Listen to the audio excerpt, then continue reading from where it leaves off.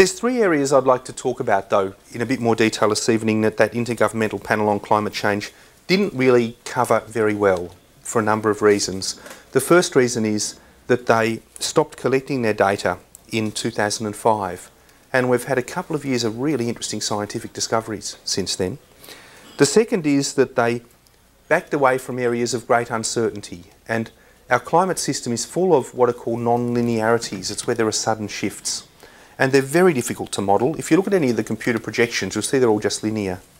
So these non-linear changes are difficult to model, and the IPCC explained in footnotes and other things that they weren't dealing with these problems, but many of us miss those footnotes. The first of the big changes I want to cover concerns the extent of the Arctic ice cap across the north of our planet. As you all know, there's an ocean across the North Pole, and there's an ice cap on top of that with ice several feet thick. Since the mid-1970s, that ice cap has been melting away at the rate of about 8% per decade. And so we knew in 2005 that by 2100 there would be no more ice cap, because that rate, you just continue the line down till it intersects with the timeline, and it happens about 2100. And that's what I wrote in that book. But over the summer of 2005, as I was putting the finishing touches on the book, the Northern Summer, a really extraordinary phenomenon occurred across the Arctic North. The rate of melt of that ice cap accelerated 4 or 5 times. And that melted about 300,000 square kilometres. I'm sorry I can't give you that in square miles, but it's a very, very large area of ice melted. And I remember emailing my colleagues in Canada and asking, what did this mean? And they all sent back things like, oh, well, it's 1 year's worth of data. Maybe it's like the weather. You know, sometimes you get a hot day, sometimes you get a cold day. Maybe it's not all that meaningful. So I let it go, didn't think much about it. Through that winter, however, I watched the figures emerge, and it was very clear there was something wrong with the formation of the winter ice. The winter ice is what the ecosystem up there depends upon. It lives on the bottom of that ice with the algae and various small organisms in the plankton that live on the bottom of the winter ice. It was impeded, its rate of formation was impeded 10 or 15-fold. So by the next summer, as we came into the summer melt season, the ice cap was vulnerable, and a very large amount again melted. Not quite as much as 2005, but a significantly large amount of ice. This really started to ring alarm bells with some people, including myself. And a scientific publication was published just a couple of months ago, suggesting that instead of having to wait till 2100 for the polar ice to disappear, it may disappear as early as 2040. Now that ice cap's been around for several million years, probably 3 million years, and there's so many unique life forms that are adapted to that unique environment, from walrus to polar bears to many other species. And of course it plays an important role, that ice cap, in terms of regulating our entire planet. It's lovely bright ice. When the sunlight hits it, that 24 hours a day of sun, putting down 240 watts per square metre of energy onto that ice cap, it all bounces back into space, or 90% of it bounces back into space. But once the ice melts, the dark ocean underneath is revealed, and instead of 90% of that 240 watts being bounced back into space, it's absorbed by the oceans and turned into heat energy. And we think what happened in 2005 was that enough of the ice had melted to reveal enough ocean to trap significantly large amounts of heat that started melting the ice more rapidly and then impeding its formation through the following winter. Now this is still theory, still very new. We'll know this summer if it's going to continue, and if the trend continues, I think we should really ring the alarm bells. 3 years in a row is not just freakish. I think and the declines are so rapid. I should just give you a sense. If you just drew a straight line through those 2 points, not 2005, 2006, down to the timeline to work out if it kept melting at that rate where it would be, the ice cap would be gone in around 20 years. So it's quite a serious problem. And once the ice cap goes, the North Polar Ocean will warm by about 12 degrees, and that will change the Northern Hemisphere's climate. The structure of the Northern Hemisphere's climate it's regulated by the gradient between the pole and the equator. Change the pole, and you have to change the Northern Hemisphere's climate system. How that will work out, what will happen, I think is still a great unknown. But it is worrying to see that Arctic ice decline at the rate it has over the last 2 years. as I said, this summer we'll know. I really hope that we see a much slower rate of melt. It's yet to be seen.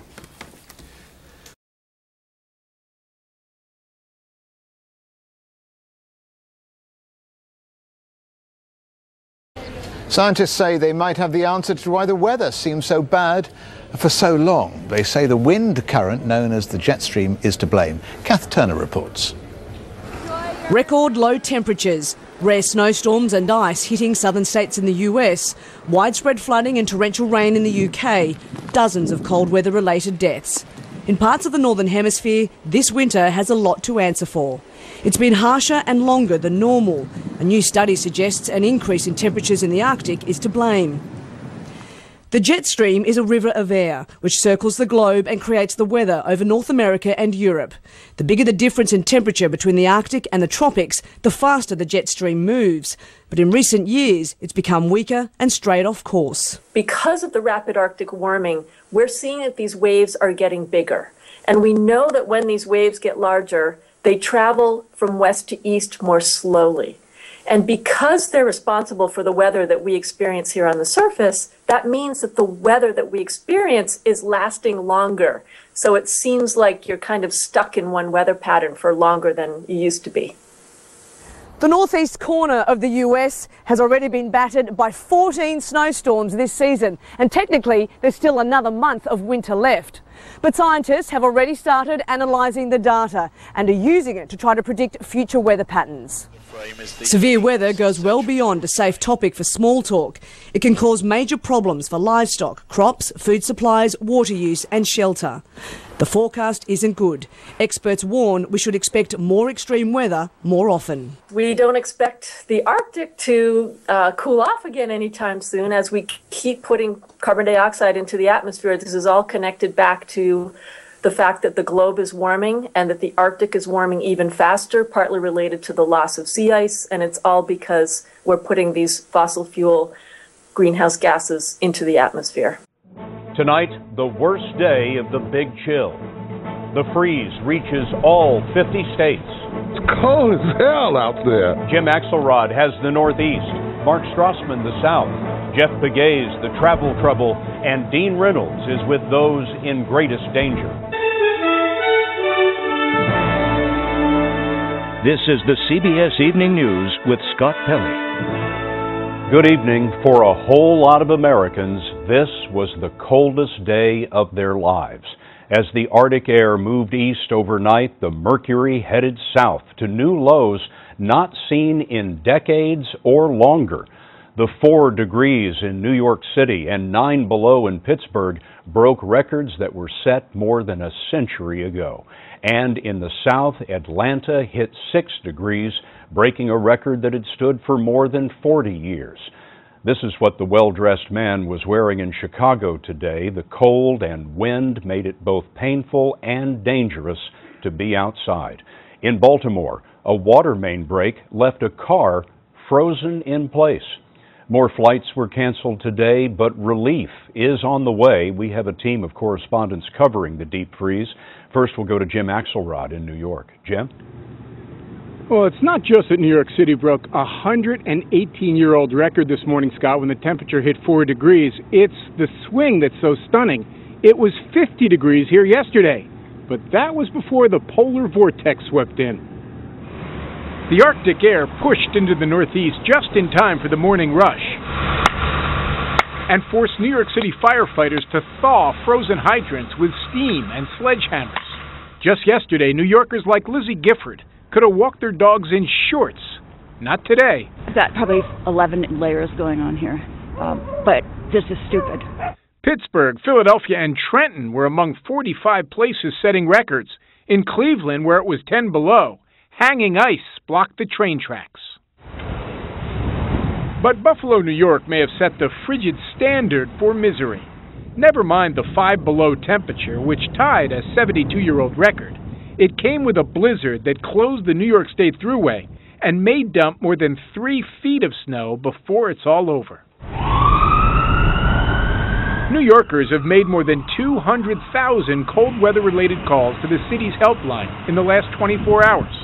Rocky Robinson commands the Bedford-Stuyvesant Volunteer Ambulance Corps in Brooklyn. On a day like today, record cold, are there extra difficult challenges you face? Certainly is. First of all, we're human, so it's cold as hell out there. Here in New York, it is about as cold as it's going to get, at least for this weather cycle, but those wild swings will remain. Temperatures for this weekend are forecast to be in the mid-50s, Scott. Jim, thanks very much. Well, folks head south to avoid weather like this, but there was no escaping. Demand for heat put a strain on the power grid there. Mark Strassman is in Asheville, North Carolina. Mark? Scott, it was 1 below here in Asheville, which is a record, and because most people here rely on electric heat, the surge in demand for power caused outages on a day when many towns set record lows. More than 20,000 customers lost power in western North Carolina. Jason Walls is a district manager with the Duke Energy Company. Early this morning, because of cold load conditions, we lost a critical piece of equipment that helps provide electricity to customers, and those customers have been without power most of the day, and our crews are working as quickly and safely to get that power restored. While Duke Energy set a record, the Tennessee Valley Authority averted one by asking customers to limit demand and unplug unnecessary appliances. There were few outages in the 7-state region TVA serves, despite average temperatures there of just 4 degrees. It sounds like an old joke, but it was so cold in Kentucky, a prison inmate who had escaped turned himself in rather than face a second freezing day in the run. Where he was, Scott, the wind chill was 20 below. Any harbor in a storm, Mark. And that is apparently what about 300 manatees in Florida were thinking today, too. They crowded close to a Tampa area power plant's warm water discharge. The temperature in that part of Florida didn't get out of the 40s today. We made some calls around Owen, Wisconsin, where it was 6 below today. Chief Deputy Jim Backus told us, quote, "If I cursed, I would curse. That's how cold it is." You gotta love Wisconsin. A lot of people today did not have Deputy Backus's good manners, however. They were swearing a blue streak at the airlines.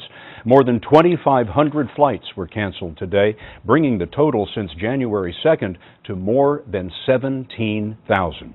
Jeff Pegues says one airline in particular was singled out. Over the last 6 days, 150,000 JetBlue passengers had their flights canceled. Some late yesterday when the company shut down operations completely at 4 major Northeast airports.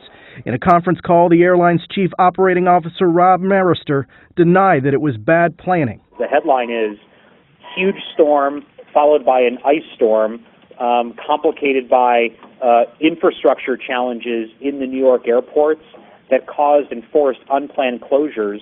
In extreme cold, everything in the airline industry slows down. Planes have to be de-iced, runways cleared of snow. Bigger airlines with more equipment are generally able to adjust faster. And with planes more booked than ever, there often aren't enough seats to rebook passengers. But so far, JetBlue is the only major airline to say new rules requiring a shorter flying day for pilots contributed to canceled flights. Mark Rosenker is a CBS News aviation consultant. In fairness, the weather certainly did not help this situation, but the reality of life is they should have been able to do a better job of managing their crew to make the compliance of these new rules and regulations appropriate. For your cooperation. JetBlue says it hired extra pilots to prepare, but it also says it's far less forgiving these new rules are when it comes to how long pilots can stay in the cockpit during delays. And so, Scott, going forward, flyers should expect more delays. Jeff Pegues at Washington's Reagan National. Jeff, thanks very much. Well, the cold is also blamed for at least 5 deaths, including a homeless man who was found in an empty lot in Columbus, Georgia. In Chicago, Dean Reynolds has more about the struggle to survive. In Chicago at 1 p.m., the thermometer climbed back to 0 for the first time in 36 hours. But in his nook under Michigan Avenue, Stephen Bryant wasn't celebrating. It's rough. It's really rough. It's getting cold. Bryant has lived on the street for 11 years and is weathering this winter under 9 blankets. I haven't been able to go out there and try to really get nothing to eat because it's It's too cold. He says he feels safer on the street, but others, motivated by self-preservation, are flocking to shelters. Last night we had 1,081 individuals, which in our history have never had before. Phil Kwiatkowski runs the Pacific Garden Mission.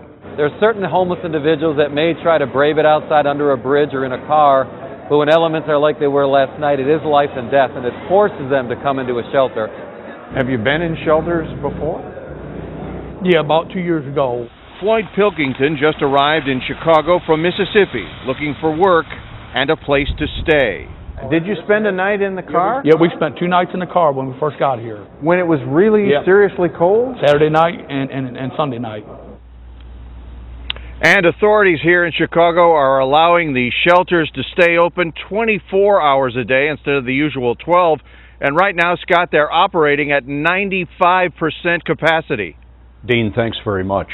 One of the consequences of melting that ice really brings me on to the second point that the IPCC didn't cover very well, which is how rapidly the oceans will rise as a result of all of the melting ice. It's pretty common sense, isn't it, that in a warmer world the ice will melt? Well, common sense is what the science says too. It's going to keep melting. There's enough ice on our planet were it all to melt to raise global sea levels by 80 metres.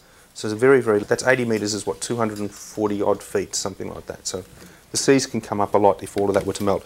There's no way all of that ice is going to melt in this century, but significant bits of it may. And that's where the Arctic ice comes into it. Arctic ice won't raise the sea level. It's like, if you can imagine melting an ice cube in a glass of scotch, you know, it doesn't raise the level of the liquid in the glass.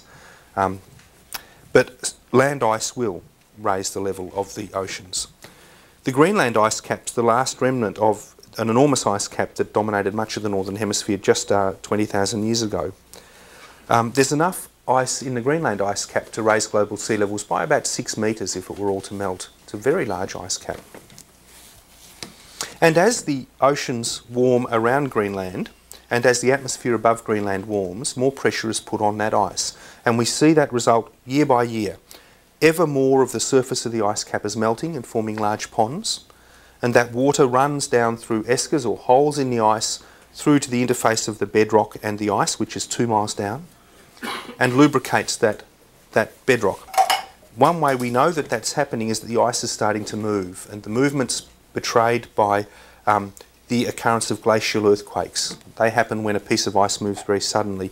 Some of them are very large. You can have Richter scale 5 glacial earthquakes, which I'm sure you've probably felt a Richter scale 5 earthquake in this part of the world. And you know that happens in Greenland when a piece of ice the size of Greater Seattle shifts rapidly 10 metres or 20 metres or something on that order. Up to 2003, the number of glacial earthquakes that had occurred on the Greenland ice cap was less than 15 per annum, sometimes as few as 6, but certainly less than 15. 2004, we saw 24 glacial earthquakes occur, and then 2005, 32 glacial earthquakes occur. So there's increasing instability in that ice cap. It's shedding ice at the rate of 150 cubic kilometres per year at the moment. Very large rates of melt. And I am concerned that at the moment that ice is adding to sea level rise by about 1 millimetre per year. So 1 out of the 3 millimetres we're experiencing at present per annum. But I'm concerned that that melt is acting to further destabilise other ice caps in the Antarctic. There's a very large ice sheet called the West Antarctic Ice Sheet, which is larger than the Greenland ice cap. It's probably got enough water frozen in to raise global sea levels around 7 metres were it all to melt. So it's on the same sort of scale. That glaciologists have worried about for a very long time. As early as the 1950s, Canadian glaciologists were pointing to its structure, saying that it's vulnerable to melting because the rocket sits on below sea level. So if the oceans warm and start eating it away from below, we'll get more instability and greater rates of melt. That ice sheet's watched by particularly scientists from the British Antarctic Survey. They've discovered recently that the ice streams that run through it, so that bring block ice through that great ice sheet, have sped up recently, and there are signs of instability in it. We've only seen one ice sheet break up in recent times, and that was the Larsen B ice sheet in the Antarctic Peninsula. It was about the size of Luxembourg, about 4,000 square kilometres, about 700 feet thick, and it broke up in 3 weeks in the summer of 2002. We know from looking at the sediments under it, it had been stable for 12,000 years before that. And no one anticipated its breakup. What had happened was the Weddell deep waters, which flow around it in the ocean, had been slowly eating it away from underneath. They'd been melting at the top. Crevices had occurred and it just collapsed in one almighty boom over those 3 weeks. The concern is we'll see that sort of instability in places like the West Antarctic Ice Sheet, and if we do, we'll see relatively rapid rise level. The third and really surprising area that I think the IPCC hasn't given due emphasis to is the increasing difficulty human beings are having accessing water all around the planet. And I'll just talk briefly about my own country of Australia, where over the last 8 years we've had somewhat below average rainfalls, but dramatic problems with accessing water for our cities. There's not a city in Australia now, except perhaps Darwin, that doesn't have water restrictions and very great difficulties in terms of accessing water. One of our largest cities, Brisbane, has had to curtail electricity generation because we don't have water to cool the coal-fired power plants. And the dams in that city are down to 20%. I was just reading about the water supply for Western Victoria, which is in southern Australia. The water supply there is down to 4% in the dams, so drastic shortages. And this is a global problem. We know this because of a very unusual discovery made by atmospheric scientists. One of the greenhouse gases is called methane, and methane is what is in cows' farts and all sorts of swamp gas and all sorts of other things, you know. And it had been increasing rapidly up until 1999 because the tundra's melting and methane's coming out of the tundra. China's digging up more coal, which is rich in methane. There's more natural gas being used, some of which leaks. All of those factors were leading to a very large increase in methane. And then in 1999, the increase in atmospheric methane suddenly stopped. And for the last 7 years, there's been virtually no increase. And that I read that in 2005, shook my head and thought, I have no idea what to make of this. A study published just a couple of months ago solved the mystery. What's happened is that the natural sources of methane around our planet, the lakes, the swamps, the river deltas, have been drying out at tropical and subtropical latitudes. And that is the scale of that drying must be prodigious to offset those new sources. And I think what's happening is this. When just going back to the Australian example, we've seen a decline in rainfall across southern and eastern Australia caused by climate change on the order of 10 or 15% over 50 years, which is not very much. But what's happening now is that lesser amount of rain, as it falls on soils that are warmer, plants that are more stressed for water, less of it's reaching our rivers. It's all either evaporating or transpiring through plants. So 10% decline in rainfall equates over much of Australia to a 60 or 70% decline in stream flow. And you need water to get into your dams to be useful to people. So that's what's happening. It's not necessarily that the rain is falling, is decreasing so dramatically, or there is an element of that. It's that evapotranspiration, I think, has been very gravely underestimated as a factor in a warming world, as the soils warm and the trees get more stressed. All of this, of course, has been caused by 380 parts per million CO2 and the methane and other bits which are minor elements, less than 20% as a whole. And that 380 parts per million, you remember 100 parts per million of that is put up there since the Industrial Revolution, really represents the cost of our industrialisation as the Western world. That's what it cost the atmosphere for us to become rich, successful and industrialised.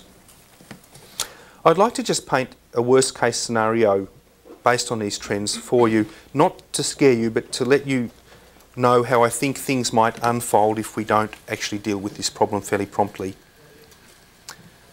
You can imagine a world where water is in ever greater demand. Northern China is already on the edge of a severe water problem. Much of Australia is. A good old friend of mine in Queensland said to me, you know, whiskey's made for drinking, water's made for fighting over. And that's very true. People will fight for their water.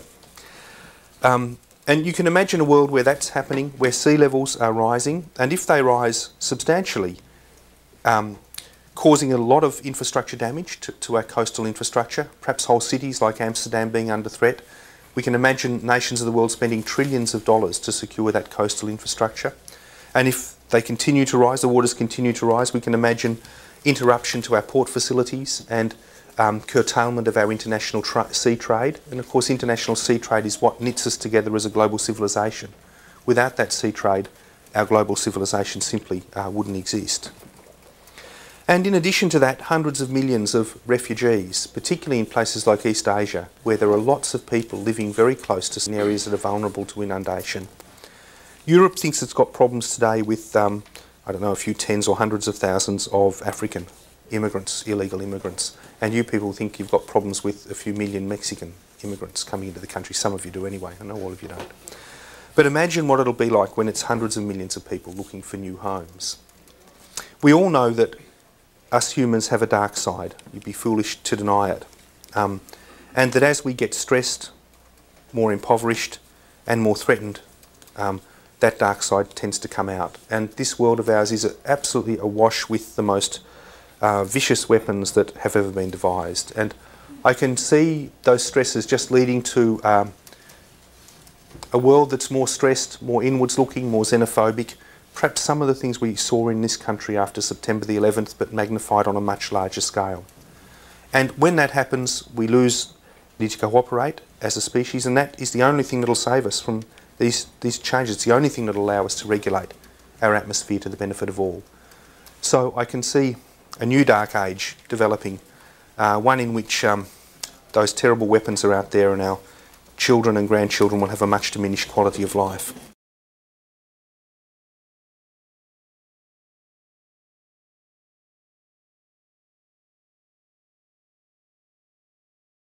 There are no jobs on a dead planet.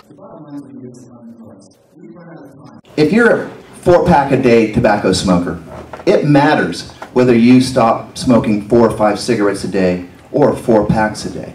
In 1990, there were reports issued by the EPA, by the Intergovernmental Panel on Climate Change, and the Woods Hole Research Center saying we had to reduce our emissions 50 to 80% below 1990 levels by 2005. We missed it. And we don't get any more time. In fact, the science since then shows that we underestimated it.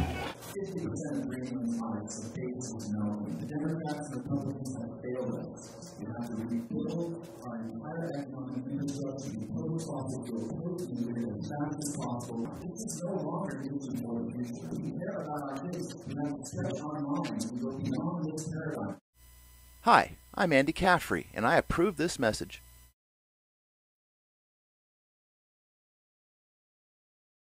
If we can save cheetahs, but not the polar bear, I think it's worth fighting for the cheetahs. If we can slow down the catastrophic changes to, let's say, over a 100-year period instead of over the next 20 years, I think that's worth doing because there's a lot of human suffering that we can prevent. Also, there are things called negative feedbacks. These are things that can kick in that send things in the opposite direction. Here's an example. Global warming could actually bring about the next glacial period, next ice age period. And here's how it could work. First of all, you've got temperatures increasing the temperature of the ocean, and the ocean expands, it goes up. And then you also have the glaciers melting and the water being added to the ocean. Well, West Antarctica is about the size of Mexico, and it's a giant ice sheet that sits out over the ocean.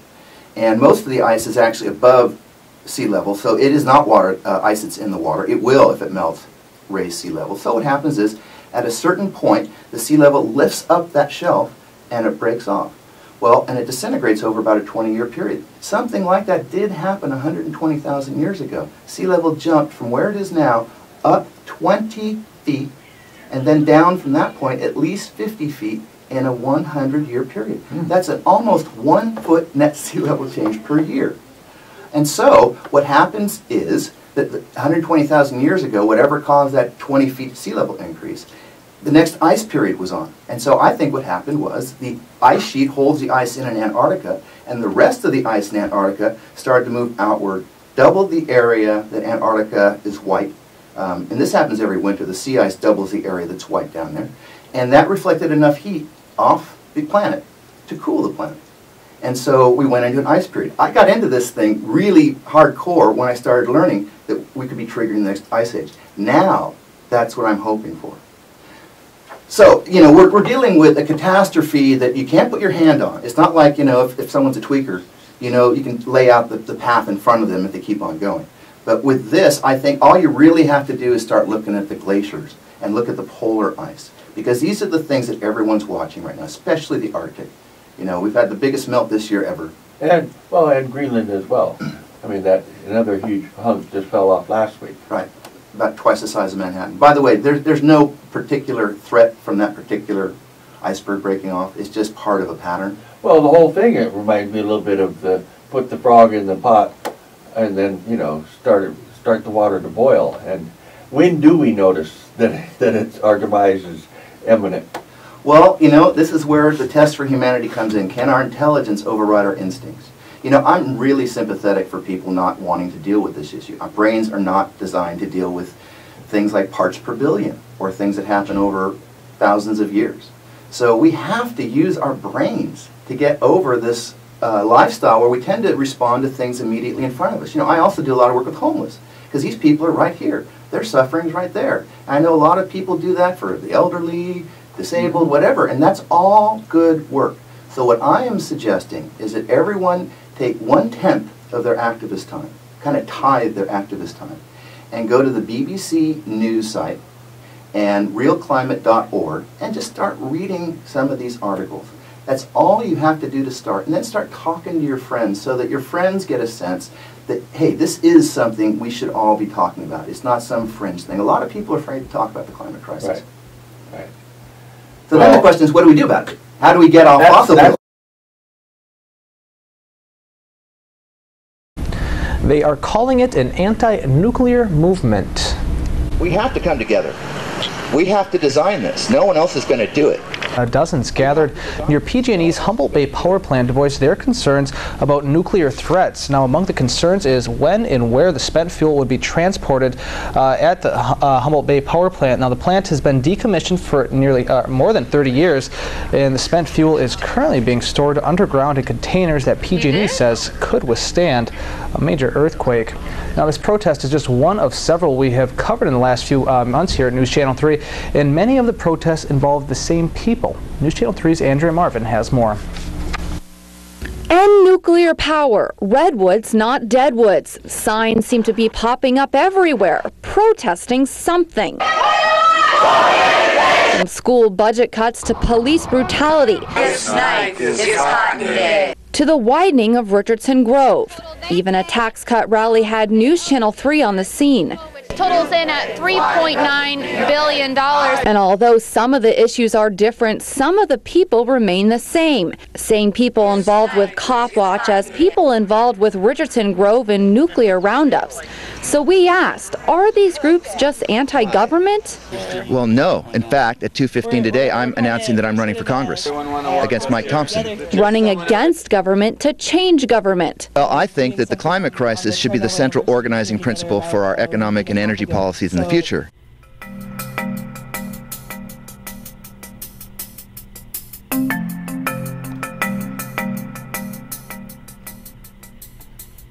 You're watching Free Speech TV's Newswire. I'm Marcy Miranda. In Northern California, a congressional race has garnered some national attention over the issues being played out by mostly Democratic candidates. To tell us why his platform is unique and why the race is unique in American politics, we've got Andy Caffrey. He's one of 9 candidates for California's District 2 race, and he's joining us from his home in Garberville, California via Skype. Hi, Andy. Thanks for being here. Hi, Marcy. Nice to be here.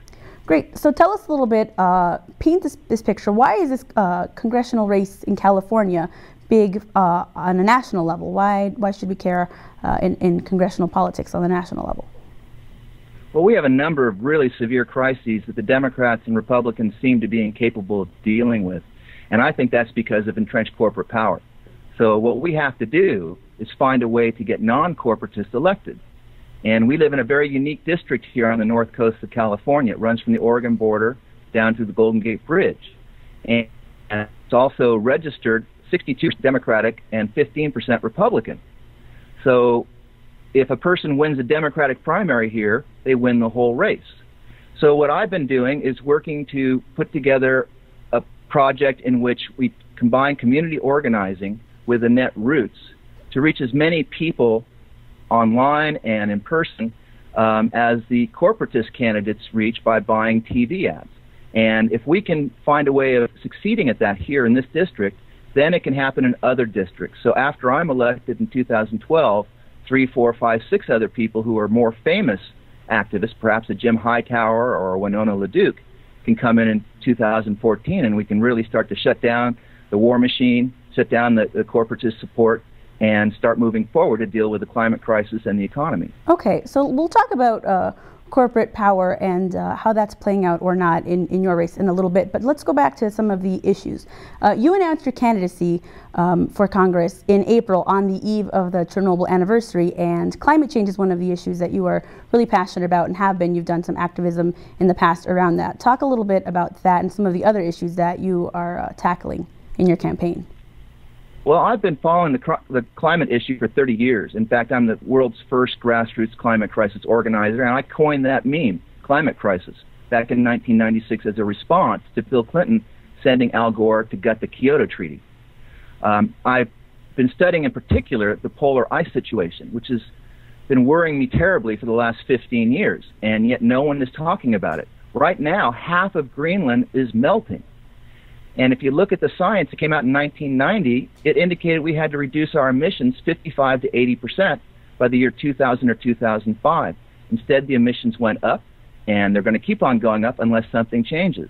So I am proposing that President Obama declare a national climate emergency, and we respond to the climate crisis in a similar way to how we responded to World War II, with a war effort to convert away from fossil fuels and away from nuclear as fast as possible, because these centralized forms of power generation are not efficient, and we have to go into the most efficient kind of program we can. And that means moving to rebuild strong, sustainable local economies designed around the bioregions, because the only way you can determine sustainability is ecosystem by ecosystem. Yeah, and this is a program that's come out of green politics, and it needs to go forth to the American people right now. Okay, so let's really briefly go back to that talk about corporations and corporate power.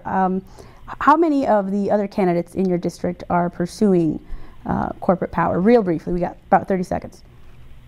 Well, actually, most of them are liberal, so they're not real big fans of corporatism, but they're running conventional campaigns, all of them, except for me.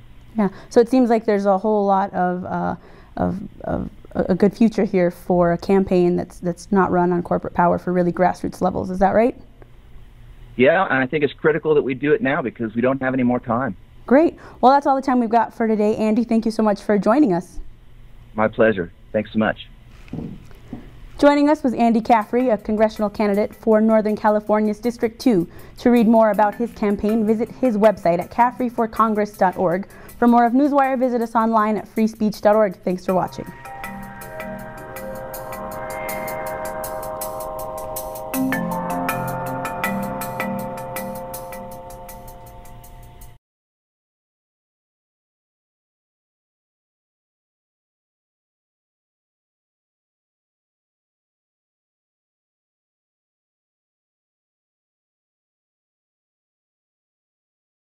Bright lights didn't stop them, guards didn't deter them. An 8-foot-high fence couldn't keep militant environmentalists from sneaking onto this Brentwood strawberry field Monday morning and effectively delaying today's frostband bacteria test. Critics call it genetically engineered madness and disrupted the first experiment on the Brentwood strawberries last April by pulling up most of the plants. This time the sabotage was more destructive.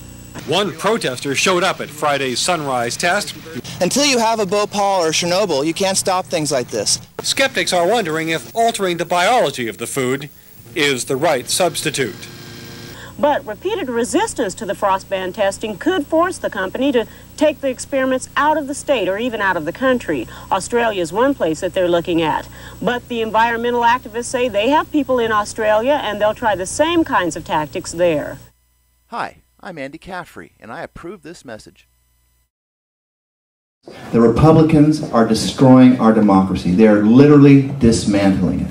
I've seen Charles Hurwitz come in and take over the Pacific Lumber Company, a 100-year-old sustainable family company, and destroy the old-growth forest ecosystem. They've shut down the mills. There is no Pacific Lumber Company. There's no old-growth mills anymore because there's no more product. I'm here to fight for you and especially for your children.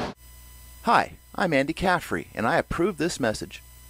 Next, and Alex has been intently listening to this Justin Bieber story. Yeah, I have, because I actually have a bunch of Team Bieber shirts over there offset. You believe the Biebs. You believe. I always believe the Biebs. Yeah, it's a good way to go. Country. I don't know even who's below that. Thanks, Thomas. The Romney is making it official with a Texas primary tonight from 11:44 to 2:70. We'll look at the new numbers game. And how Rudy, former Mayor Rudy Giuliani, is gifting Mitt Romney with his very own Cory Booker moment. Plus, Jamie Rubin on America's Game of Drones, and a congressional candidate whose campaign is literally going to pot. Now starts in a mere 180 seconds. After the break, joint talks. A congressional candidate from California is running on a platform to legalize marijuana. Is the country ready for a year-long 420? We will ask him when he joins us live next on Now. Oh, once upon a midnight.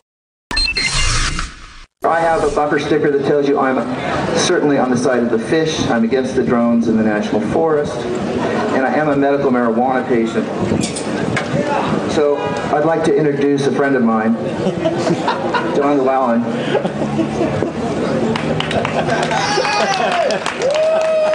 You see, I'm the only guy who's willing to get arrested on the steps of the Capitol doing this. That was Andy Caffrey, who's running for Congress in California, detailing his unique platform at a rally earlier this month. Caffrey wants marijuana legalized, and if he's elected, promises to light up on the Capitol steps to draw national attention to the issue. Joining us now is Andy Caffrey, who labels himself monstrously green in the Democratic Party. Andy, great to see you. Thanks, Alex. Nice to be here. So, Andy, I want to draw some attention to your overall platform, the monstrously green moniker that you've adopted. You're interested, obviously, in the legalization of marijuana, the climate crisis, ending corporate personhood, taxing the super rich, ending presidential crime by punishing it, and, of course, electoral reform. And Democratic candidate for Congress right here in California, a man named Andy Caffrey, says if he wins, he will smoke a joint right on the steps of Capitol Hill, and adding that, if he has to, he will even get arrested. So in other words, if he's elected, he'll take taxpayer money, get high, and not get anything done. Hey, welcome to Congress. He should fit in just fine. I think he'll fit in just fine. Oh. Well, Los Angeles has become the largest city in the nation to approve a ban on plastic bags at supermarket checkout lines. No more plastic bags. Now illegal in LA to have a plastic bag, unless it's filled with medical marijuana. Then you're okay. Then it's legal. Then you're okay. Yeah.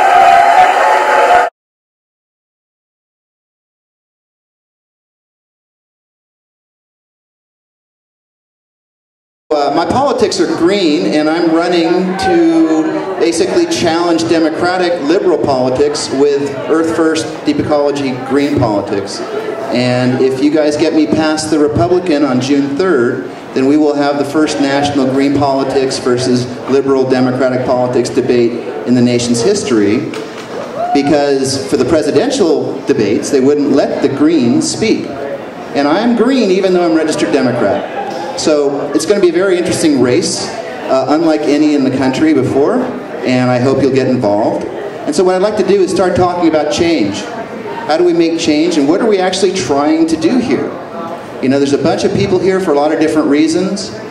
When people think about what I'm doing, running for Congress, they have all kinds of models about what they think that's about. But I start from a different place. I start with what is it we're trying to do and what must we accomplish?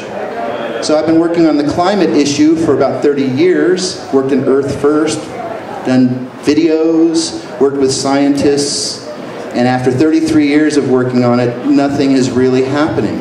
And now 97% of Greenland's ice sheet is melting. So that's why I'm asking, what are we actually trying to do? Now some people in this election, they're going to vote for Huffman because they think, oh, well, we want this guy who seems to be the typical liberal congressman and we like him on the issues. Well, we all are really good on the issues. KMUD's fabulous. We have Democracy Now!, all kinds of marijuana and ecology programming. You're going to hear all these speakers. This is part of our culture. But still, the changes that are needed aren't happening. Just 2 years ago, when I ran for Congress in 2012, only 50% of Greenland's ice sheet was melting. A month after the June 2012 primary, it was up to 97%. And if the whole thing goes, we're looking at a 20-foot global sea level increase. So what I'm doing is I'm a climate organizer who is trying to keep the Greenland and West Antarctic ice sheets intact first and foremost. And what that requires of us solves a lot of our other problems like marijuana, sustainability, energy. So what I want to ask you to think about when you leave here is what kind of change is needed to accomplish what? And what are you going to do to get involved in making those things happen? Because most of my activism has been unpaid. I've been doing it my whole life. I'm 56 years old. And I'm really tired of doing things that are symbolic or even just righteous because it's the right way to be, a right way to do things. You know, if we don't keep the Greenland ice sheet intact, we're looking at the end of civilization. And the problem is that all of us have lived our lives as if things weren't that bad. And after 2000, when Bush stole the election, when the Supreme Court let them have it, when Al Gore let Bush have the presidency, when Nancy Pelosi wouldn't impeach him, when Obama got elected and he was almost as bad on every issue, I think people just tuned out of the sense of being activists. I remember going down to San Francisco right after Bush started those wars and thinking, gosh, we could have 5 million people here and Bush wouldn't give a damn. Because Bush is a psychopath. He has no conscience. So my challenge to Huffman is not that Huffman is somehow a bad person. I like Jared. He likes me. We get along really well. But the problem is he's using the old model of going in and shaking hands with these people, and that has shown it can't work. What I'm talking about doing is taking Earth First direct action approaches and going in and making a national stink so that the rest of the country starts to look at, first of all, how severe the crises are, and once you do that, then you can start to look at, well, how profound changes must we make? And that's where you get into what I'm talking about, and what I think we're about here. It's about bioregionalism. The best way to get off fossil fuels and nuclear power is to eliminate your need to use them. So anything that is produced locally is not going to have to use fossil fuels to run it across the country. So the first thing we have to do is design an economy that meets our needs as close to home as possible. And that should be the goal for the whole nation. So my campaign is about calling President Obama to launch a national climate emergency response similar to the national emergency response of FDR during World War II, and to put trillions of federal dollars into a program that would send the money to the counties, the bioregions, and the cities so that we can then design what kind of economy we want to have. We can decide what kind of laws and rules we want to have regarding marijuana. You know, if you look at the tax system, I even saw a Republican this morning who was talking about the climate issue and how what we do now is we subsidize things that are bads, things that we don't want. And what we could do is put taxes on things like chemical agriculture products and then subsidize the organic ones. Then the market basically runs the show. So when I look at what's happening with the environment and the economy collapsing, I think in terms of actually what it was like to be a student at UCSD and at Annapolis.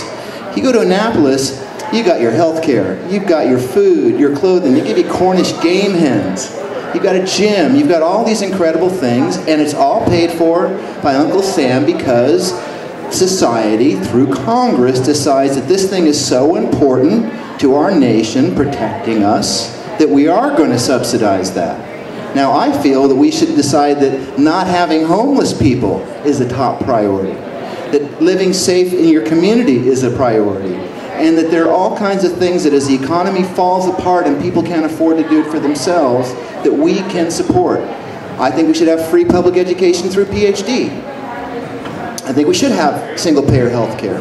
All of these basic things that people need, I think, should be part of the social safety net as we go through our transition to get off of fossil fuels, because the economy is not going to support people, and the way we keep people focused and together is if people are safe and they're taken care of. So what I think people should start to do is to start advocating that organic products be subsidized, or that you can get, I don't know if it would work so well with cannabis, but that there be a leveling that happens so that you don't have that advantage where the chemical produced output gives you a benefit economically.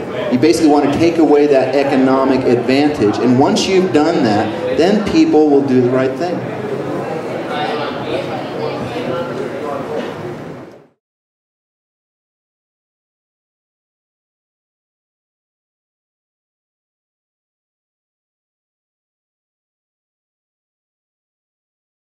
It's a mere 27 pages, but in clear and cogent prose, backed up by facts and figures, it lays out a plan that not only would reform our taxes, but create jobs and strengthen the economy. I've asked him here to tell us about it. Welcome. Nice to be here. You argue that elimination of corporate welfare, or at least its reduction, should be at the center of tax reform. Why? Well, let me put it in a broader context. Our country faces a lot of challenges. We, as you mentioned, 20 million Americans would like a full-time job and can't get one. We have growing inequality. We have environmental problems that threaten the future of our planet. I think we can use our tax system to create a better society, to be an expression of our true values. Look at the tax rate paid on by that 1%. It's much lower than the tax rate paid by somebody whose income is lower, who works hard for a living, as a percentage of their income. You know, Warren Buffett put it very, why should he pay a lower tax rate on his reported income than his secretary? And the interesting thing that he didn't emphasize was most of his income is in the form of unrealized capital gains. Unrealized capital gains are not taxed as long as the owner keeps them, right? Doesn't get rid of them. That's right. And it's even worse if you're a corporation and you even realize the capital gains, but you're abroad, you don't bring the money back home, there's still no taxes. As long as they don't bring the money back here, it accumulates and grows and grows and grows, and they get wealthier. But it's even worse than that, because it means that they have an incentive to keep their money abroad. What does that mean?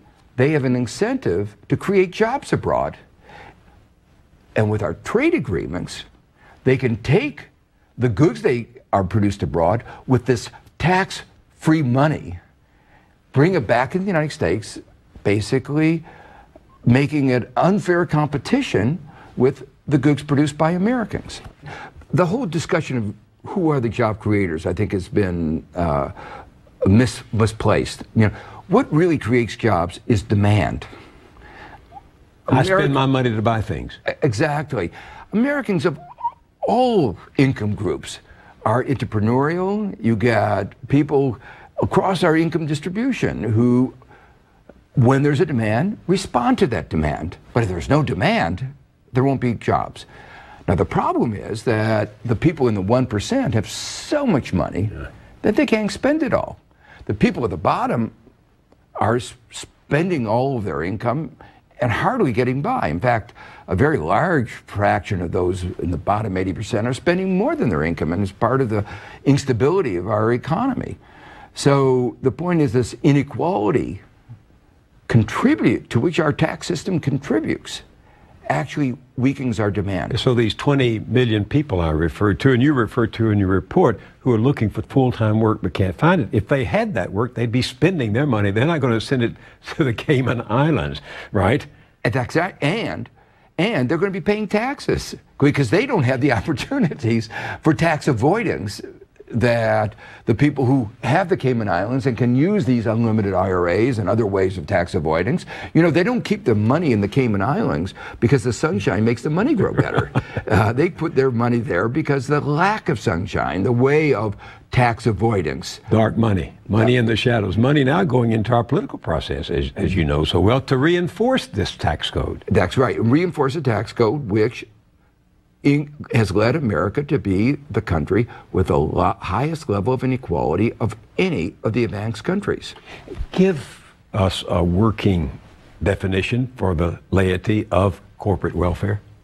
Well, this was an idea that I began talking about when I was serving as chairman of the Council of Economic Advisors. Oh, 20 years ago? 20 years ago, and everybody was talking about how much money you were giving to the poor people.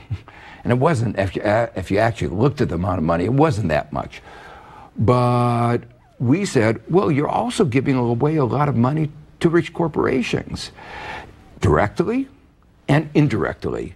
Most of the indirect way is through the tax system. So for instance, if you give special tax provisions for oil companies, so they don't pay the full share of taxes that they ought to be paying, that's a welfare benefit. Lots of other provisions hidden in our tax code basically help one industry or another that can't be justified in any economic terms. And so that's where we coined the term corporate welfare. It's caught on, and because it says it's a subsidy, but not a subsidy to help going to a poor person, which is where welfare ought to be going, but going to the richest Americans, going to our rich corporations. So we have a tax code that encourages companies to send their profits abroad, to send jobs abroad, and to reward owners of their company whose money may not come back to the United States. It doesn't make any sense, you might say.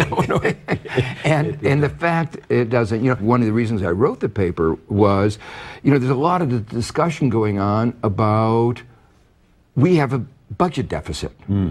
And we have to slash this and slash that and cut back education and cut back research, things that will make our economy stronger, cut back infrastructure.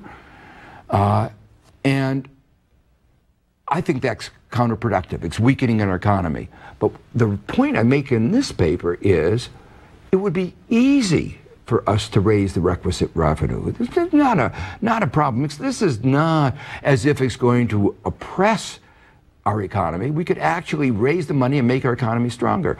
For instance, we're talking about the taxation of capital. If we just tax capital in the same way we tax ordinary Americans, people who work for a job, who pay taxes we pay on wages, if we eliminated the special provisions of capital gains, if we eliminated the special provisions for dividends, we could get over the next 10 years over, you know, approximately $2 trillion. And those are numbers according to the CBO. And so we're talking about lots of money. These are very much based on incentives. As I said, your plan is based on incentives. That we've created a tax system that has an incentive to move jobs abroad. And I want to do is create a tax system that has incentives to create jobs. And if you tell a corporation, look, if you don't create jobs, you're taking out of our system, you're not putting back, you're going to pay a high tax. But if you put back into our system by investing, then you can get your tax rate down. That seems to me common sense, particularly in a time like today when 20 million Americans need a job, when we have so much inequality, and this unemployment is contributing to that inequality. You know, in the first 3 years of the so-called recovery between 2009 and 2012, 95% of all the gains went to the upper 1%. So the American workers are not participating in it, and the reason they're not participating is there's just not enough job creation here at home. And so this is a way of trying to incentivize all these corporations who are sitting on all this money abroad to start using some of their huge resources, some of all those benefits that we've given them, for the benefit of the American people. If we just had a fair tax system to tax capital at the same rate that we tax ordinary individuals, if we just made those people in that upper 1% pay their fair share of the taxes, they get 22.5% of the income, well, let's make sure that they pay a commensurate part of our income tax. If we had taxes that would be designed to improve our environment, if we... You mean by taxing pollution? Taxing pollution. Carbon emissions. A general principle that we've known for a long time. A lot better to tax bad things than good things. Rather than tax people who work, let's shift some of that burden into things that are bad, like pollution. You make it sound so easy, and I'm still hung up on your saying, you know, it would be easy to do these things, and yet if they were easy, why haven't we done them? Well, that's the politics. The fact is that we have a political process that I won't say is broken, but is certainly not functioning the way we think a democracy is supposed to function. You know, in democracy, it's supposed to be one person, one vote. Yeah. And there's a well-developed theory about what does that imply for the outcome of a political process. We talk about it called the median voter. It should reflect the middle. You know, some people want more spending, some people want less spending, some people, you know, so the nature of democracy is compromise, and it's supposed to be compromise sort of in the middle. But that's not what we have today in the United States. We have a tax system that reflects not the interest of the middle. We have a tax system that reflects the interest of the 1%. Let me cite some examples of the biggest tax dodgers. These come from the organization Americans for Tax Fairness. Citigroup had $42.6 billion in profits offshore in 2012, on which it paid no U.S. taxes. ExxonMobil had $43 billion in profits offshore in 2012, on which it paid no U.S. taxes. General Electric made $88 billion from 2002 to 2012 and paid just 2.4% in taxes for a tax subsidy of $29 billion. I could go on. Pfizer, Honeywell, Verizon, FedEx, Apple. Eliminate the loopholes that distort the economy, increase taxes on corporations, the profits of which are associated with externalities such as pollution, reduce the bias toward leverage by making dividend payments tax deductible but imposing a withholding tax. I mean, these seem so commonsensical that a journalist can understand them, but they don't get into the debate.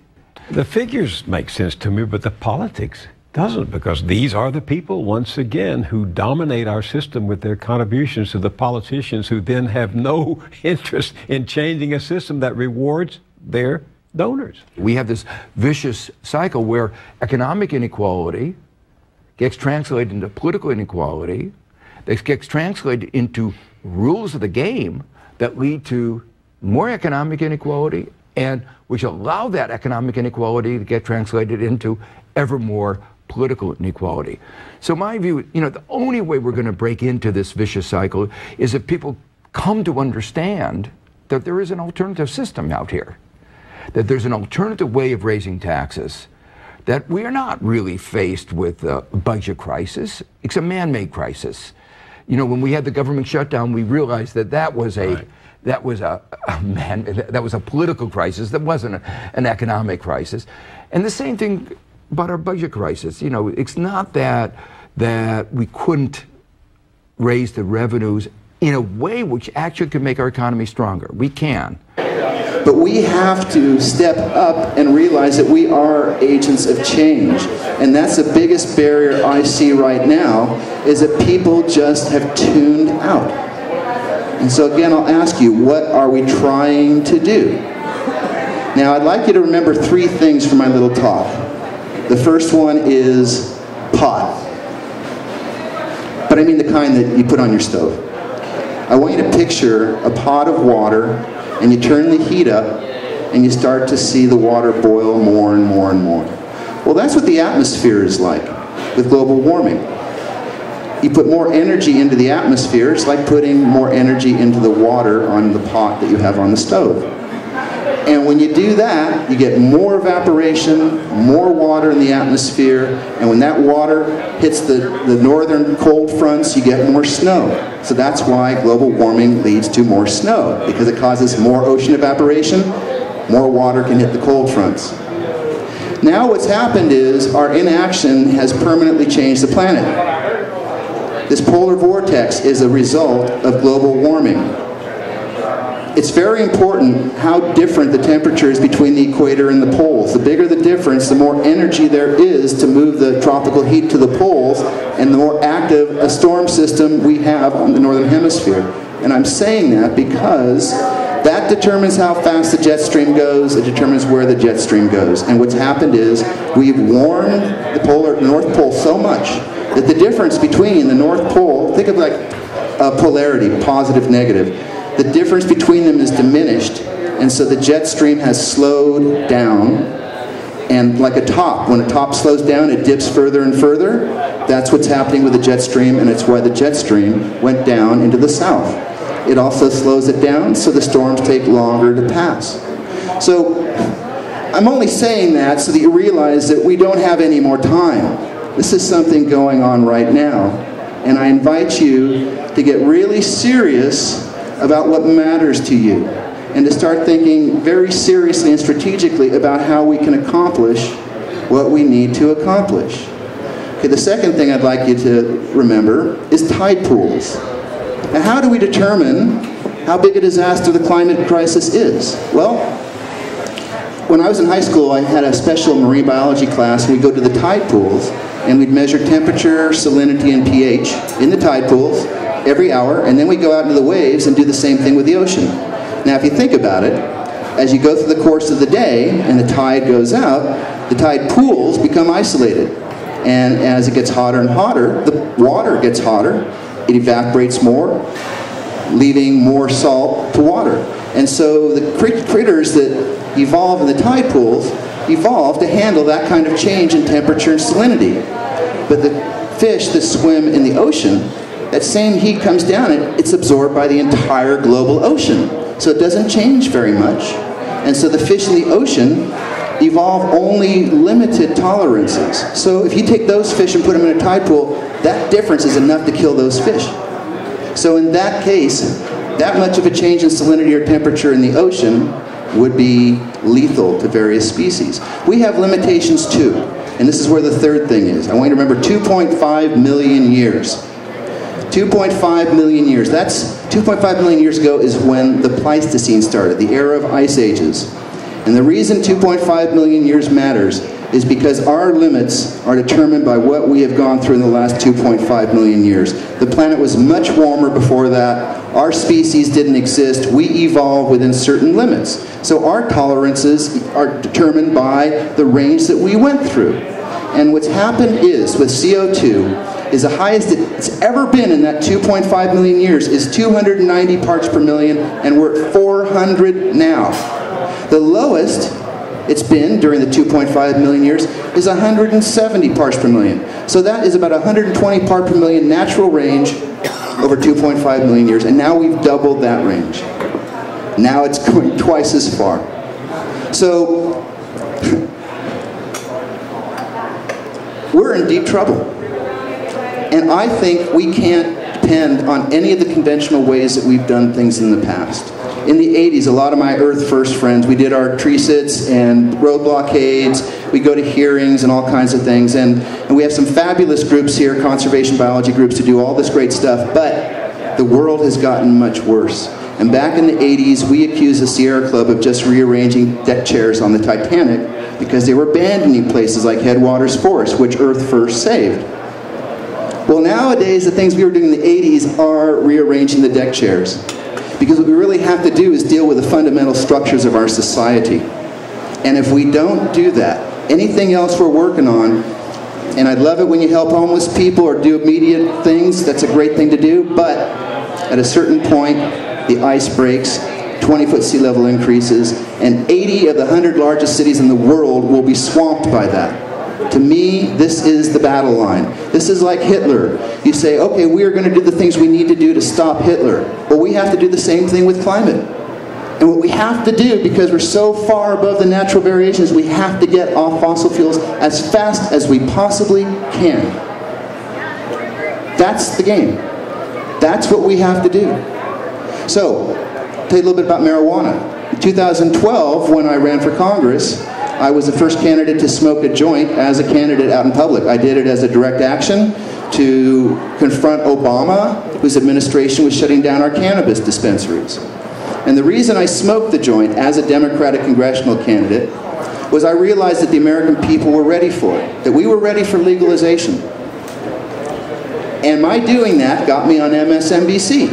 And on MSNBC, I was able to talk directly to President Obama, and I said, no one should spend another hour in jail for marijuana. No one should feel shy or defensive about taking their medicine.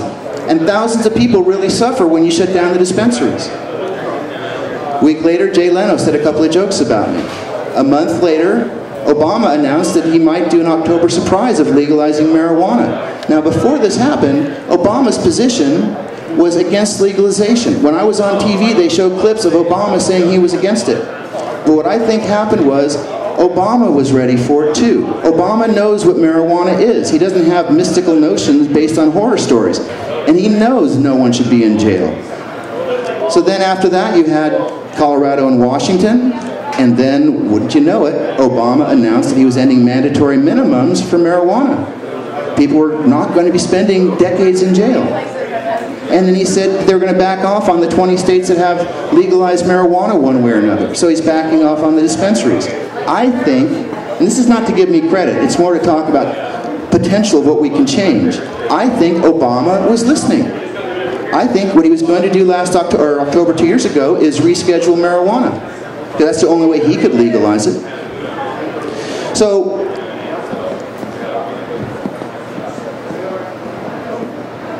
we sometimes have to invent new ways of doing things.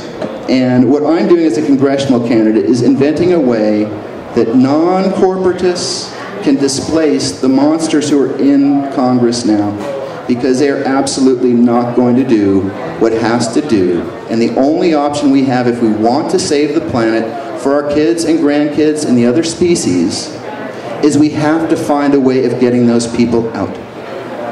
So if I don't seem like a traditional candidate, that's a good thing.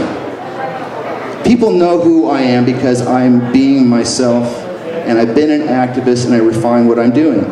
And there are a lot of other people out here, Winona LaDuke, Aaron Brockovich, Jim Hightower, there are all kinds of great people who should be in the government. So we have to invent a way of doing that, and I think if we don't really get centered on the real urgency of these matters, no matter how great what we're doing is, the tsunami is coming. And if we don't get far enough away in time, we're just as dead as if we stayed on the beach. So I'd just like to ask you to start thinking that way about these issues. I have an office in Garberville, right by the Presbyterian Church in Chautauqua. And we're going to be doing our own TV show about various topics like this. So if you'd like to help out with some computer stuff, or can help out with video, I'd really like to see you.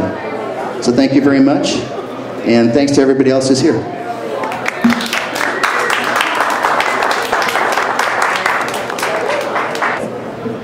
Hi, yeah, this brings up something that's a peeve of mine. When I got on MSNBC, one of the things I sensed was that the people at MSNBC were really glad to see a thoughtful marijuana activist organizer type. And they really liked hearing how I, as a person from Humboldt County, the Emerald Triangle, was talking about the issue. And one of the biggest problems we have now is that the people who are trying to, in legislatures, who are trying to deal with legalization of one sort or another are sticking with these old models based on their ignorance of cannabis. So Crossfire on CNN had Patrick Kennedy and Van Jones on, and it got me really pissed off because, first of all, what they do is they start with the notion that marijuana is this thing called a drug. And therefore, people taking these drugs are doing something bad, and so in exchange for making it legal, we're going to tax you so we can have all this money that we use to spend to tell kids that they shouldn't smoke marijuana. I think what we have to do is realize we now have a cultural project of having to reframe things. So the first thing we do is we tell everyone, stop calling marijuana a drug. It's a psychoactive plant. It's like coffee and alcohol comes from plants. And the issue is, what are the characteristics of that psychoactive plant that may or may not be a problem? Dr. Sanjay Gupta on his medical marijuana program did these tests, these driving tests, and it turned out that driving stoned, unless you're a novice to marijuana, is not really a problem. Yet yesterday there was some guy on Chris Hayes' program talking about, oh, the first time someone is hit or killed by a driver who's stoned, all the right-wingers are going to come out, and so it's going to be really hard to get legalization. Nonsense. I think we have liberty issues. I think we have the fact that nobody wants to spend the money or take on the moral karma of throwing people in jail for marijuana. So what we have to do is not accept how these people are framing it for us. We have to define the way we want to frame this stuff, and then we have to go out and push that framing. We should not just accept the silliness these people who don't know anything about this culture or even about marijuana are going to impose on us. Yeah, I just, along the lines of what I was just talking about, so I actually wrote a letter to Crossfire, and I recorded their program, and point by point I refuted a bunch of their nonsense. So I'd like to invite you to go to the Marijuana Lies page at my campaign website, which is caffreyforcongress.org. Probably just do a Google search for my name and find it too. It's CAFFREY forcongress.org, and I invite you to get involved. We have an opportunity now where last time there were 12 people running for this seat. Now there's Huffman and me and a creationist minister who thinks the world is 6,000 years old, who wants to give personhood to the fetus so that he can execute women for having abortions. So we have a choice now of having Huffman kind of stay isolated and not debate anybody, which is what he's doing at this point. Huffman kind of debating that kind of a person, this creationist minister who wants to execute women, or his liberal democratic policies with the kind of green marijuana culture, earth first perspectives that I will bring to the debate. Thank you.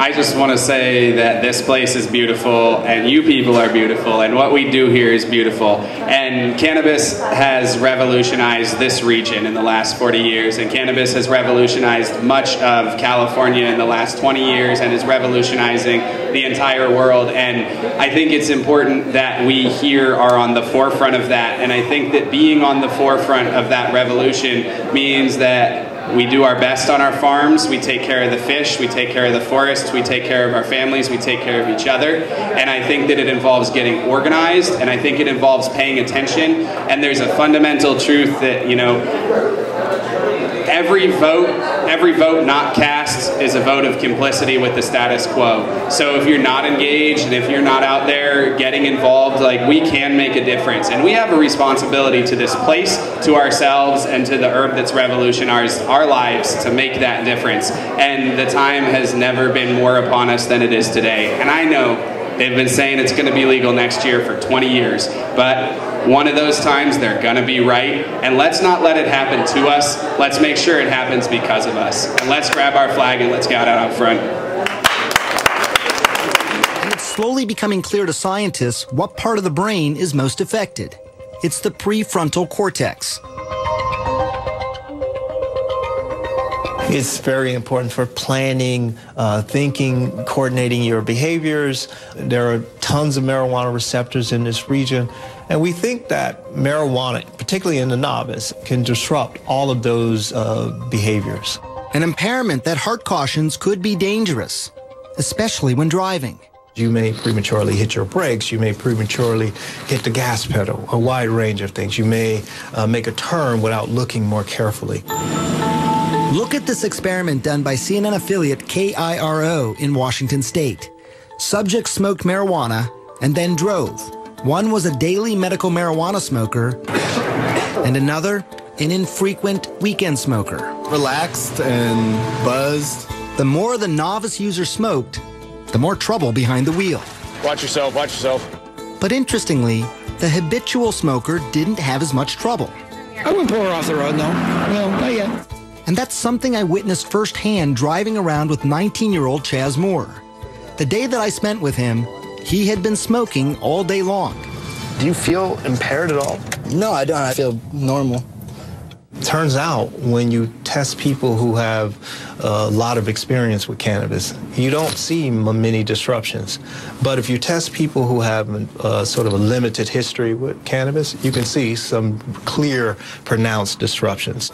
Of course, no one thinks that driving when using marijuana is a good idea. But what scientists can't answer is if there is a safe legal limit, and if people who use marijuana daily as a medicine should be able to drive. How impaired are they?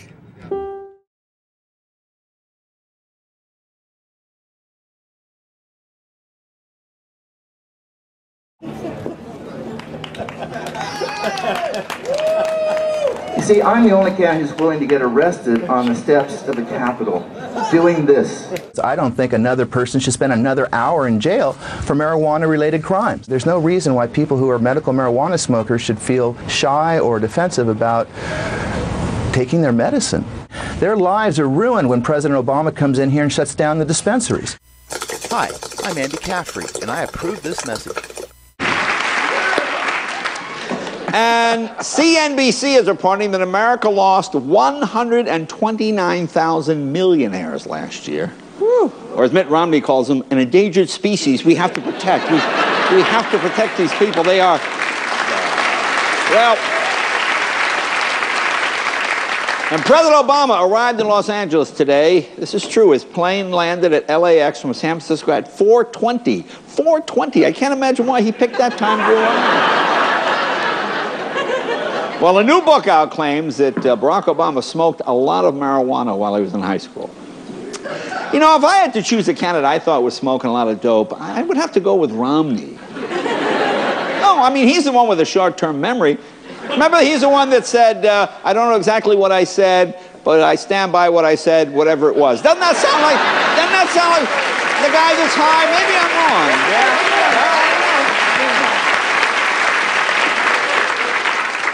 And a Democratic candidate for Congress right here in California, a man named Andy Caffrey, says if he wins the election, he will smoke a joint on the steps of Capitol Hill, and if he has to, he will even get arrested. Finally, a politician who makes a promise he can actually keep. There you go. Finally. Thank you. Thank you. Well, there's a rumor going around that suggests President Obama may legalize marijuana as an October surprise to win the election. Well, yeah.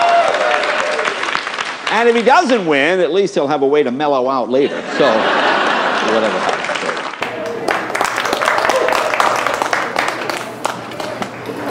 We'll pass this down. Don't mourn, mobilize. Thank you.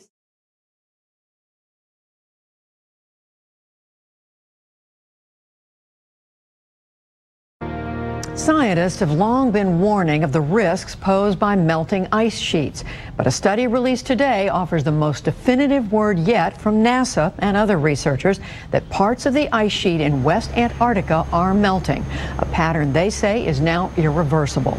Eventually, scientists say it will lead to rising sea levels. The study finds that a series of glaciers in the Amundsen Sea have, quote, passed the point of no return and are draining into the water, with faster melting levels shown here in red.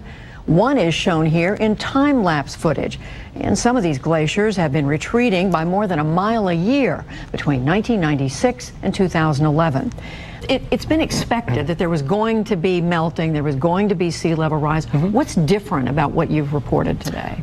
What's different is this. We kind of almost think of the ice as going into the ocean in a steady state way. But now what we have is evidence of kind of a jump. And what's happening literally is that we're seeing the ice kind of retreat off the points that it was grounded on into a deeper interior that can allow it to really speed up. And do you know why this is happening?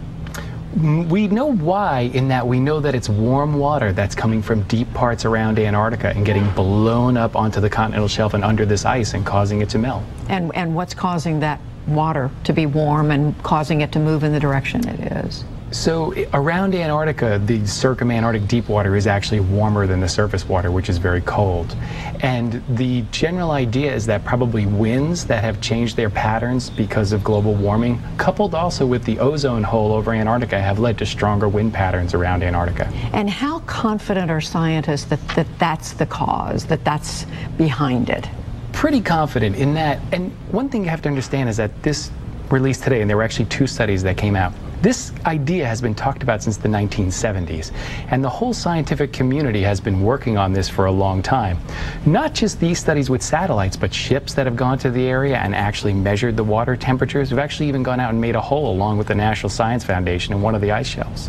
So you said you found out that certain things have happened and they're happening at a faster rate. I mean, give us a sort of a tangible example of that. Help us understand what exactly is going on there. Sure. If you went to Antarctica and pulled the ice off, in the region of West Antarctica that we just looked at, you actually wouldn't see land under there. What you would see is ocean and a few islands popped up. And that's what makes this ice so at risk for rapid loss.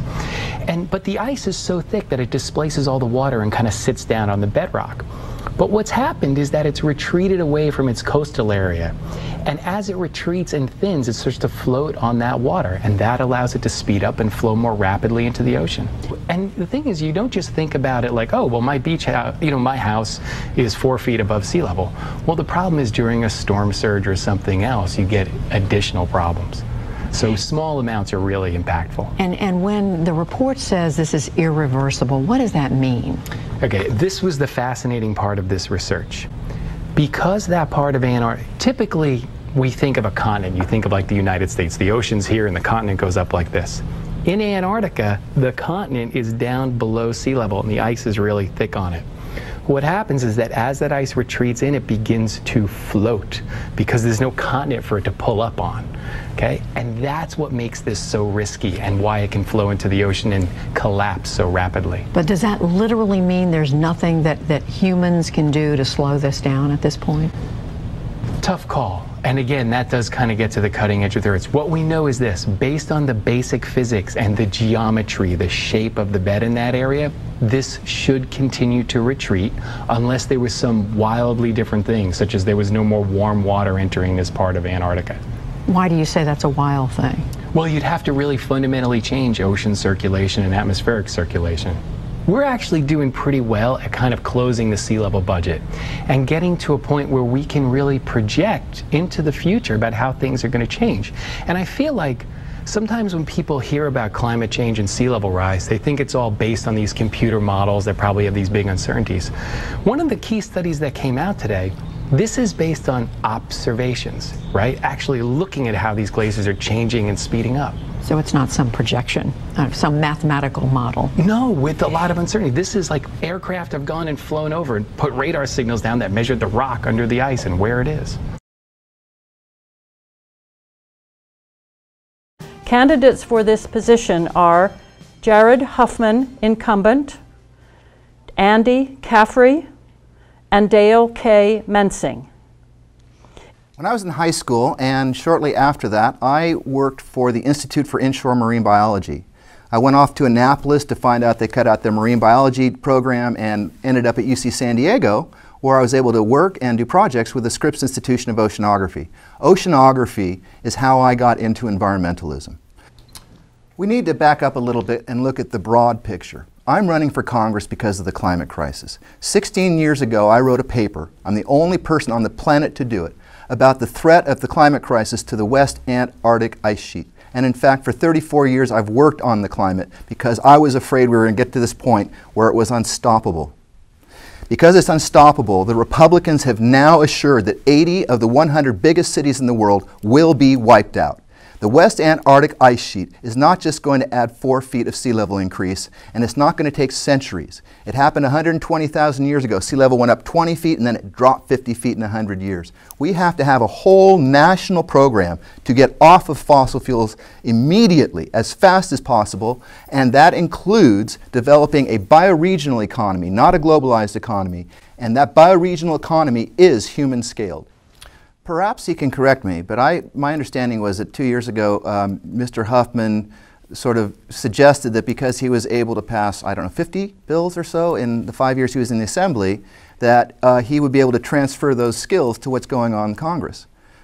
But at a time when what he needed to do was save the West Antarctic Ice Sheet, he's given us a 10-mile hiking trail. And that's it. Again, we can talk about these issues, but we really have to deal with the problem that we have with these obstructionists who are literally psychopathic. They're literally conscienceless, and you cannot reach them. And I pointed this out 2 years ago, and I was shown to be right. And look what's happened. The entire government. In my first ad last time, I said that Republicans are destroying our democracy. They are literally dismantling it. We need a war effort to get off fossil fuels as fast as possible, because we now know that for the last 2 million years, CO2 level never got above 290 parts per million, and it dropped down to 170. That's 120 parts per million range. We are now up to 400. There is no safe level unless we get back down there. So what we have to have is a crash program, including the kind of support you're talking about, before it's too late. My whole program for dealing with the climate crisis is for President Obama to declare a national emergency, much like FDR did in World War II, and for us to launch a program to get off fossil fuels and nuclear power as fast as possible. The reason is 400 parts per million is like a human being having a temperature of 120 degrees. It's just way beyond what we can tolerate. And it's been 34 years that I've worked on this issue, and the Republicans and the petro dams have obstructed anything. There have been no laws passed to deal with the climate crisis until the Obama administration. Even Al Gore, he was sent by Bill Clinton to Kyoto to gut the treaty. And the only way it's going to be dealt with is if we get those people out. We literally have to have an electoral revolution where we support citizen leaders, people that have been there for us for decades, whether it's labor, church leaders, agricultural, scout leaders, whatever. These are the people who have to get in there.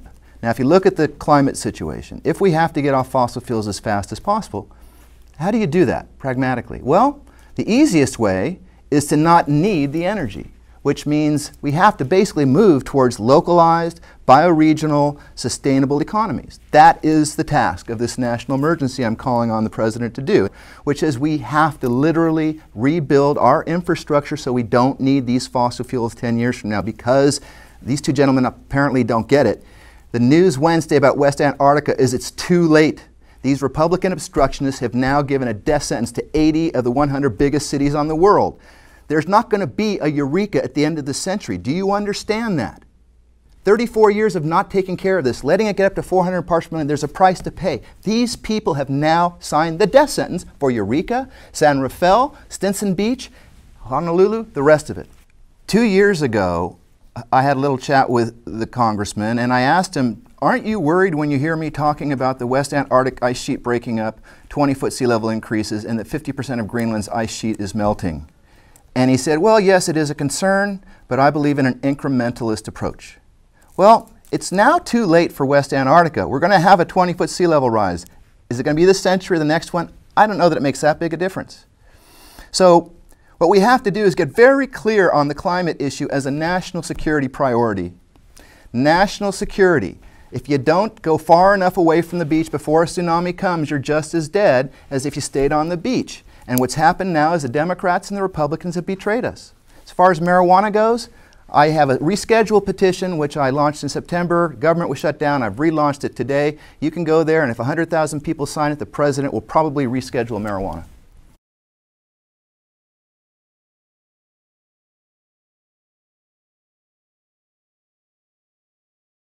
And dry conditions in the state are making elected officials concerned. Congressman Jared Huffman took to Facebook today, saying my weather app shows 0% chance of rain for the next 2 weeks. This is getting scary. Here's an update on the Arctic weather. It looks like we have seen the worst of it. Tonight, the Weather Service tells us the jet stream is moving back into its usual, more northerly position, so it's starting to push that polar vortex back where it belongs. Temperatures in much of the country will rise above freezing in a day or two. The high temperature on Mars today was about 76 below zero. Mr. Chair, I think this is a terrific amendment. In fact, if anything, I would go one step further. I think we may want to consider going big with this Reagan naming enthusiasm, and just naming the planet. We've already talked about a huge part of the ocean, bigger than the United States itself, and we're sort of piecemealing our way with mountains and other things, but I'm beginning to see some possibility in this. If we went that natural next step and named the planet Reagan, I think that might be the breakthrough we've been looking for.